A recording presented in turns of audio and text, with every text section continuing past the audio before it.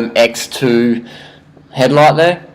Unboxing, instruction manual, a little soft case carrier with extension cable so you can run the battery in your jersey and have the helmet mount option there. Charger, some Velcro strapping,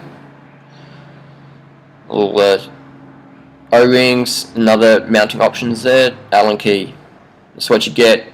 The Gloworm X2. Now it's an alloy CNC light with Cree 2 LED lights there, 1200 lumens they rate it at. Waterproof battery, the company claims. I didn't test that, but they have an interesting video on the website where they test it and prove it.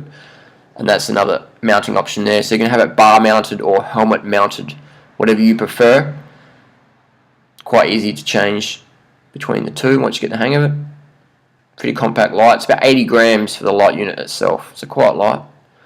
And a remote switch for on and off. Very competitive market these days. A lot of lights coming out. The Asian product, and very competitive. So that's helmet mounted.